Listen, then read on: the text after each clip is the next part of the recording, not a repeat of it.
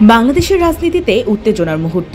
সামনে ত্রয়োদশ জাতীয় নির্বাচন। একটাই প্রশ্ন, এই নির্বাচন কি হবে শান্ত উৎসবমুখর, নাকি অস্বস্তির ছায়া থাকবে চারপাশে? ঠিক এমন সময় সেনাবাহিনীর প্রতি সরাসরি আহ্বান জানালেন প্রধান উপদেষ্টা অধ্যাপক ডক্টর মোহাম্মদ ইউনূস। বুধবার মিরপুর সেনানিবাসে defence service command and staff college course 2025-এর গ্র্যাজুয়েশন সনদ প্রদান অনুষ্ঠানে তরুণ সামরিক কর্মকর্তাদের হাতে সনদ তুলে দেন তিনি এবং সেখানে আসন্ন ফেব্রুয়ারির নির্বাচনকে সামনে রেখে স্পষ্ট বার্তা দেন। জুলাই গণঅভ্যুত্থানের দিকেও ইঙ্গিত করেন প্রধান উপদেষ্টা। সেই সংকটময় মুহূর্তে সেনাবাহিনীর ভূমিকার প্রশংসা করে বলেন, সঠিক সময়ে সঠিক সিদ্ধান্ত নিয়ে তারা দেশকে স্থিতিশীলতার পথে ফিরিয়ে এনেছিল।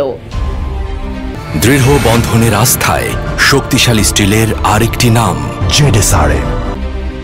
এখন দেশবাসীর প্রত্যাশা, আগামী নির্বাচনেও সেই একই ধীরতা, একই দায়িত্বশীলতা দেখাবে সেনাবাহিনী। বাংলাদেশ তাকিয়ে আছে শান্তিপূর্ণ উৎসবের এক নির্বাচনের দিকে। ডেস্ক রিপোর্ট, জয় জয় দিন।